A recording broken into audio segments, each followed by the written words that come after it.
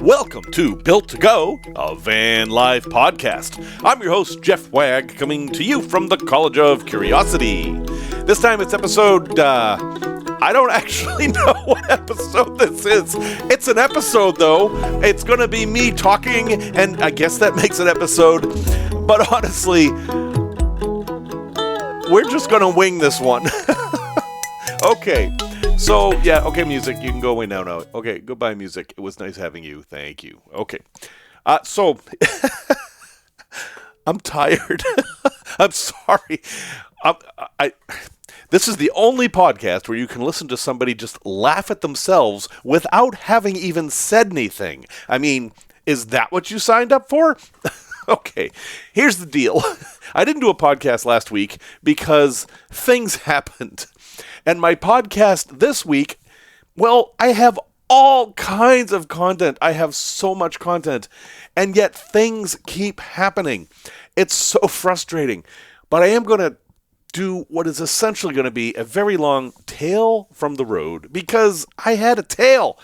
I went to Vanfest and it was fabulous, but holy cow, there are some crazy stories about getting there. So, folks, first off, thank you. Thank you to everyone. Thank you to everyone who listens. Thank you to everyone who visits buymeacoffee.com /built to go. That's 2 T's, not 3, not 1. And that's the last time I'll say anything about that here on this one. And wow, van life folks are generally very nice folks. I think we can say that at this point. There's all kinds of diversity in van life. You know, you're going to run into the grumpy people who are in their vans and don't want to talk to anybody. But the nice thing about the grumpy people who are in their vans and don't want to talk to anybody is, well, they're in their vans. They are not bothering anybody. So even the nasty people in van life tend to not bother anybody. But when van life people get together and do the things that van life people do, it's glorious. And so I just came back from Vanfest in Florida, and this was Vanfest Liftoff, and if you want to learn more about all the different Vanfests, it's vanfestusa.com. I've mentioned them many times, and I'm excited about Vanfest because it's an East Coast event primarily, and there aren't that many of those. And actually, that's not necessarily true anymore. There are a bunch of East Coast ones, but this one is the one that draws people from really far away. And it's a very, very diverse crowd. There were 350 different rigs there this year, and they were all different kinds of rigs. I mean, schoolies of every shape and size, vans of every shape and size. There was a little Prius, not even the station wagon, it was a little Prius that was an unbelievable build. I mean, super comfortable. Dude had everything he could ever want in it. There was an old Ford Transit Express that everybody was talking about because apparently it had a bowling alley in it. That may have been an exaggeration, but it was a very, very nice build. And there was even a truck camper there. Only one. It's kind of funny. Truck campers seem to be the least popular vehicle at these events for some reason. I don't know why. Maybe because they kill your gas mileage so much when you drive them. I don't know. And then there was me. And I was there not in a van because despite all the RVs I own now, I don't actually own a van, which makes me very sad. No, I was there in... well, let me tell you the story. So, when I decided I was going to go to the Vanfest, it was very late. It was like January, and I had a month to prepare. And I thought, oh, no, that's fine. I've got a month. I'll make it work. And I remember the day I signed up for Vanfest, it was 50 degrees in Chicago. And I was like, that's fine. I don't have to do a full build. I'll just build it out enough, and we'll be okay. And to be clear, what we're talking about here is a truck shell, a utility topper. That's what I had to build out. So I have this pickup truck, 2019 Ram 1500 Classic with an 8-foot bed, 2-door, and I have an 8-foot long fiberglass utility shell that slides in. Now this is a shell that has a floor. So it's not a truck camper. It's one of these shells that like you see electricians using. It has barn doors in the back, and the entire thing can be removed. And when I got this thing off Facebook Marketplace for $500, I thought this was going to be a great camper because it can come off the truck. And if I wreck the truck, I still have my build. Or if I want to take it off the truck and use it as a trailer and tow it with something else, I can do that. I mean, it's ultimate flexibility. And did I mention the $500? Well, this thing wasn't built out at all. All I had was the back doors, and I had these side wing doors, no windows, some electricity. There was lighting in there, but the wiring was kind of janky. And I thought, all right, I just need a few days and I'll build it out. And then the Arctic came to visit, and the temperatures here were so cold that I couldn't do anything with it. Now, working in the cold is one thing. You're cold, okay, you can take breaks, you can dress up warmly, all that. And yes, you have the problem of that it's difficult to use your fingers for intricate things, which I had to do a little bit of. All that's true. But, as far as cutting wood with a skill saw, yeah, you can do that in the cold if you have to. But the materials I was working with did not like the cold. I'm working with wires that got all stiff and wouldn't bend properly. I had hoses, pieces of plastic. I mean, it really wasn't possible to properly work on the thing. And I just kept waiting and waiting and waiting, thinking it's going to get warmer, it's going to get warmer. It never did. And then a week before Vanfest, I'm like, I have no choice. I have to go do something. So I put in my Olympian Wave 3 heater and just toughed it out and broke things, and it was kind of ugly, but at the end of that, I managed to have a bed, a desk with a rolling chair, a refrigerator, and a place to cook. Now, I did not really have a sink area. I had a jug of water that I could use and a bowl that I could use. And I was like, okay, I can get by with that. Had a little cassette toilet, so that was covered. And then at the very last minute, I decided to put in a diesel heater, which is dumb, right? I should have put that in at the beginning.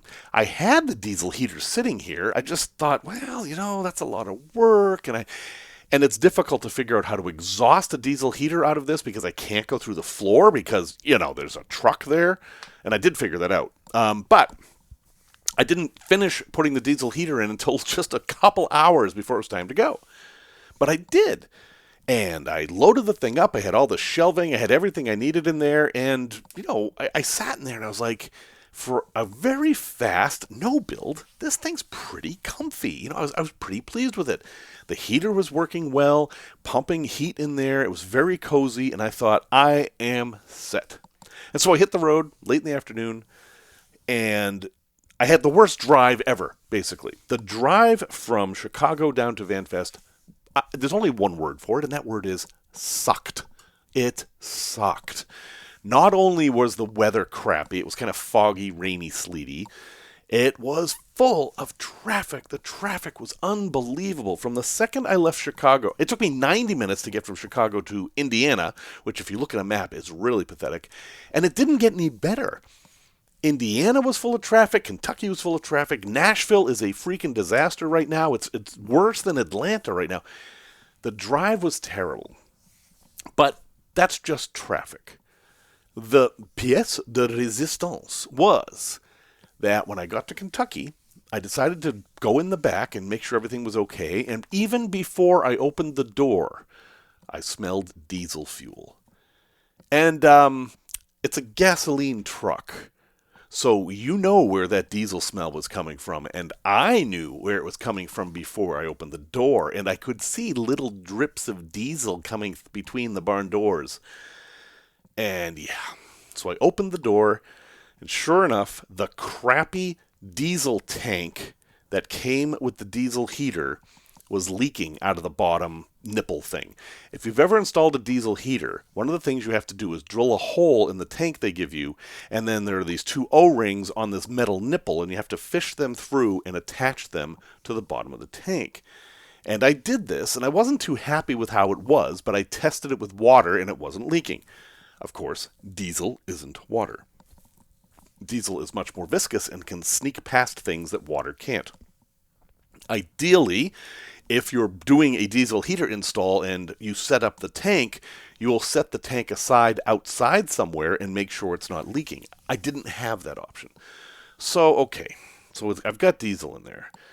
It wasn't that much. It was enough I could clean it up, and I very carefully wrenched the fitting again so that it wouldn't leak anymore. O-rings are weird. You don't want to squeeze them too much because then they get flattened out and stuff gets past them. But they also can't be loose. And I'm dealing with temperature changes and stuff. But it was okay. I got it to stop leaking. I hung it back up. Everything was fine. I keep driving. Hour later, I pull over and I better go back there and make sure the thing's not leaking anymore. And I still smell diesel, but okay, that's going to take a while to go away. And I open the door, and the tank is not on the wall. The tank is on the floor, and it is broken. And there is at least 2 cups of diesel fuel sloshing around in the back of the rig. And it's 7, 8 o'clock at night, and I have to sleep in there. That was no good. And I was fortunate in a way that because I was just kind of building this thing quick, I hadn't put in a floor yet. And in fact, I didn't have anything on the floor. The floor, all it had was the rubber mat that came with the thing, and all my stuff was on the shelving. All my clothes and bags and computer, and even the rug that I brought was rolled up on a shelf. So none of that got messed with diesel fuel. But the floor was just an ice skating rink of diesel fuel. And what do you do? I mean, I'm in Kentucky, southern Kentucky. I was almost in Tennessee. And I almost turned around and gave up because this is my home for the next several days. I have to sleep in this thing, and it smells like diesel, and I'm sure that's not healthy. Not to mention, it's flammable. And my diesel heater wasn't going to work. So after all that, I wasn't even going to have heat. And then, I thought about all these different things. What could I do? Could I get a campground and plug it in? No, it's probably not safe. And go to a car wash. Oh, there's nothing open this time of year. And all these different scenarios. And then finally I thought, what if this happened at home? What would I do? And I realized exactly what I would do. And that is I went to the supermarket. And I bought a 20-pound bag of cat litter. Clay cat litter, not the non-clumping kind. Unfortunately, all they had was scented. So I went back to the truck. And I filled the back of the truck with cat litter. There was probably 1.5 inches of cat litter back there, and I bought a broom and I swept it around and covered everything with cat litter and shut the door. I had created the world's largest rolling kitty litter box, and while I did not see any cats following me, it wouldn't have surprised me. But where do I sleep? Well, I decided I wasn't going to sleep in there, so I got a hotel room in... Where the heck did I get it? I got a hotel room somewhere in Georgia. A Baymont Inn somewhere. I can't even remember where it was. This has all been a blur. Drove all the way down there, parked the thing, and then went into the hotel room and took a very long shower to get all the diesel and grime off of me. Spent the night in the hotel room, and then in the morning, got up and decided to face the day. Which meant driving all the way to Vanfest. And so I did. I didn't do anything more with the truck or the rig. I just drove all the way to Vanfest, pulled up in there, and said, "Hi, I'm so-and-so, and I have a problem." And I showed them, and they were like, "Well, good luck with that." And they parked me. And then I spent the first half day de-kitty littering the truck. And all these people are looking at me like, he's crazy. He's never going to get that smell out of there. But you know what? I did. The kitty litter really worked, and that rubber mat that was back there, well, basically it had most of the kitty litter on it, so I rolled it up and took it out with most of the kitty litter, and actually put the kitty litter in a bag and used that as a sandbag to hold up my solar panels. And then I took some Citrusolve kind of cleaner and wiped out all the fiberglass, and the diesel smell was gone. It actually worked. Now, I think I was very lucky in that there was no wood down there to absorb it, and the fiberglass was in good enough shape that I could just wipe it off. But, yeah, that fixed it. And I thought, whew, I dodged that bullet, and I set everything up at the campsite there at Vanfest, and I put out my new 400-watt solar panels that I mentioned not long ago, and I plugged them into my littlest power bank because it was the one that was lowest, and something smelled funny. And then I saw the thing you never want to see, that little wisp of blue smoke coming out of your electronic device. And I was like, what? And I unplugged it really quick, and I'm like, what happened? I don't understand. I had taken solar panels and plugged them into the solar panel input of this solar bank. And the polarity was right because I was using the Anderson connectors, and they're colored red and black. There's no way I could screw that up. So what went wrong? took me a while to figure it out, but I had a multimeter with me because of course I did, and I put the multimeter on the solar panel to test its open voltage, and the open voltage of these 400-watt solar panels were 48 volts. These Vivor solar panels were wired in series, which I did not expect, and I didn't see it say that anywhere in any of the literature. Afterwards, I looked it up, and in the fine print somewhere, it does say that. But my power bank, all three of my power banks, including my Jackery 1500, could only handle up to 30 volts solar input. So I had no way to charge my batteries, and I probably blew my littlest one up. And I feel really dumb about that because I had just recommended this solar panel to everybody. And I still do, by the way. The solar panel is great. You just have to know that it's 48 volts. So even though it comes with all the adapters to put it into a power bank, you have to make sure you have a beefy power bank that can handle more than 30 volts. And if you don't, well, then you got to use some kind of a solar controller. But even that doesn't work necessarily because, like my littlest power bank, it wants 23 volts. And there's no way to get 23 volts out of this thing. Anyway, that's a side story. But I had no way to charge my stuff. And I needed to charge my stuff in order to get the diesel heater to work, and it was going down to 33 that night. And yeah, I had an electric blanket, but again, what am I going to do to charge that for night 2? My battery-to-battery charger's not hooked up yet. I really had no other way to do this. So I thought, okay, well, what can I do? I was thinking about jury-rigging something with jumper cables and starting the engine and stuff like that, and then I realized that I had brought a solar controller with me. Just at the last minute, I tossed it in there, even though I had no use for it. I thought, well, I'll throw it in there. Maybe something will come up. And something came up. What do you know?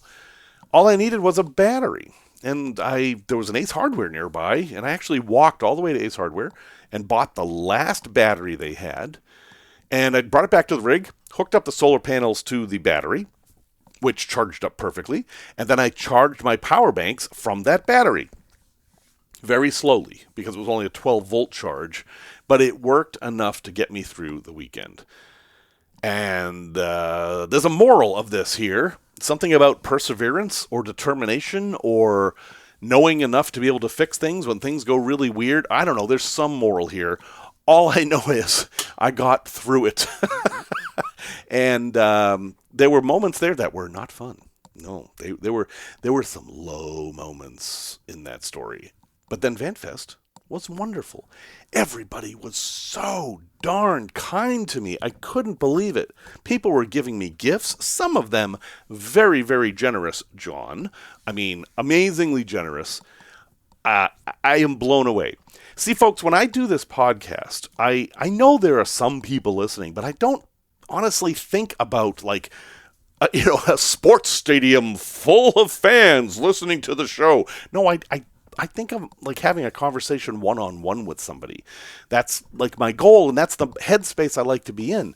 But so many people came up to me during Vanfest saying that they listen to the show and they love it. And one guy named Ed came up and said, hey, can I have a sticker? And I'm like, sure. And I gave him the sticker, and we talked about what Hook Walk a Bang meant. And then he gave me $5. And I was like, oh, you don't have to do that. And then I was like, oh, he just bought me a gallon. It was my first live gallon purchase. So thank you, Ed. I still have the $5. I might frame it. And let me just stop right here and say a whole bunch of thank yous.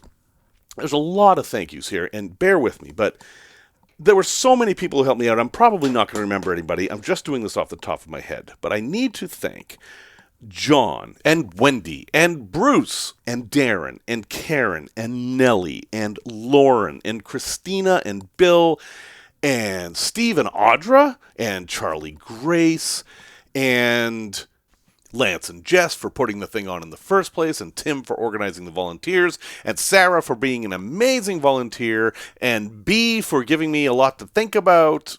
So many cool people there. It was a little frustrating because it's only a 3-day event, and I didn't have time. I didn't have enough time to spend with all these people that I really would have liked to have spent time with.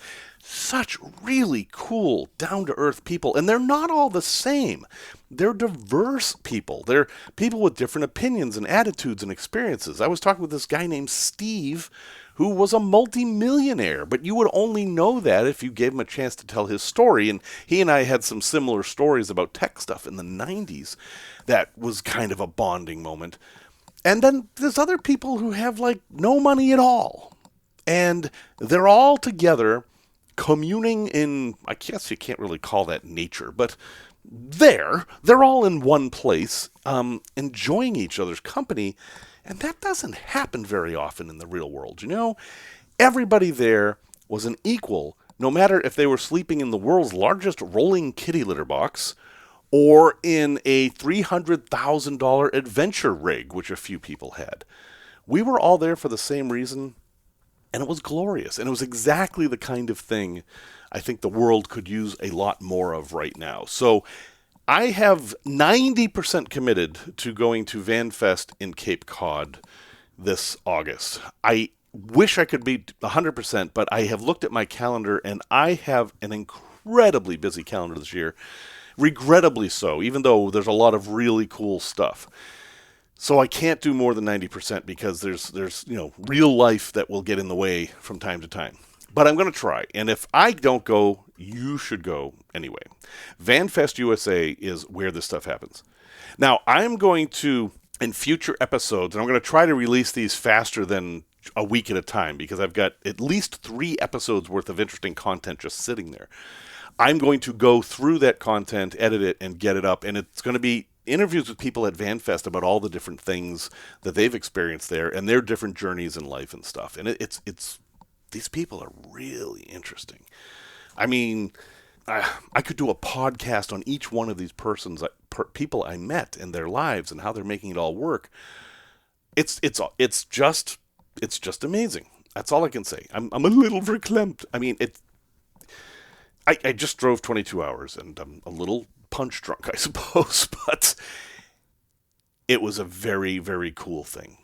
And if anyone out there is thinking about doing van life and isn't really sure yet, well, first off, see if you can get to a Vanfest event. You don't have to stay. You can just do a day pass and just walk around and meet everybody and see all their vans. That will be a huge indicator, because if that all looks really cool, yes, you should try van life. But if it looks kind of scary, then maybe not. Maybe that's not the time for you. But you will get to ask any question you want. People are very open. Well, there was one guy who was going around rig to rig to rig, and he said, so how do you poop in that thing? And everybody had a different answer. I mean, there were porta potties there, so most of us weren't. We were using the available facilities. And other people had full bathrooms in their rig, and there was every variation in between. The term wag bag came up an awful lot this weekend, and I wish I could take credit for this, but a wag bag is, the wag part stands for waste alleviating gel. And the bag is kind of obvious, and you can put 2 and 1 together there and seal it up and throw it away. That's kind of the idea. So, every topic you can imagine was brought up and discussed. And I've done a lot of these community things in my life. I've been part of a number of communities that have these gatherings. Team Rubicon had these big events, and the Amazing Meeting was a big event, and Boy Scout Jamborees. I mean, there's always been some sort of thing I've been involved with. This event, and the one that I went to before, had the least drama of anything I've ever been involved with. It wasn't no drama. There were 400 or 500 people there, but it was the minimum amount of drama. Everybody were people of goodwill coming together, just trying to help each other and have fun. People did different things. There were the Jesus people there. There were the pot smokers. There was the LGBTQ plus group. Every walk of life was represented there in one form or another. And if anybody disagreed about anything, they just didn't make a big deal out of it. There was a guy flying a big Second Amendment flag. People walked by. Some of them stopped and talked to him about guns. Other people just walked by, and, it didn't turn into a big thing. There weren't any protests, and I don't know. It was kind of nice. The way the world is now, and you turn on the TV and it's all fighting and screaming and yelling. And while I think that stuff's important, it was nice to just take a break for a little bit. So, anyway, I appreciate everybody for listening, and I'm sorry I haven't done a normal podcast in a couple weeks now. It has just been very, very crazy, but I did want to get this out today. There's just so many really cool people. If I did not say thank you in this podcast, I apologize. And it doesn't mean I've forgotten you. It just means that I'm overwhelmed at the moment. And you will come up eventually, I'm sure. So, I shall leave you now, except for one small additional tale from the road. I'm driving home, and I decided to do it all in one shot. From Melbourne, Florida to Chicago is about 1,250 miles. It was not a great drive. I left at about 3 a.m. and drove straight, and had all kinds of traffic problems, whatever. But I was getting there. I was in Indiana, which does not have the greatest roads in the world, and I could kind of... Actually, I remember where I was. I was in Gary. And in Gary, Indiana, you can see Chicago depending on where you are. Gary, Indiana is actually kind of part of Chicago. And I thought, I'm almost there. And then the road dropped out from beneath the truck. There was a pothole so big that when the truck hit it, it actually launched. I'm doing 75 miles an hour on the interstate. And the truck went up in the air and bounced. It was fine. I maintained control. The truck wasn't damaged. But when I got home and I opened the back doors, my diesel tank that I created on the road to store my diesel was fine. But every single other thing I owned was on the floor. It jumped off all the shelves and it was just thrown all over the place. I looked at it and I laughed. And I shut the door. I'm going to deal with that another day. Thank you very much for listening. Music, as always, is by Simon Wegg. And I hope to see you at Vanfest USA at some place someday. And if not, well, you can experience it vicariously through me and all the other people out there who have made it such a wonderful thing.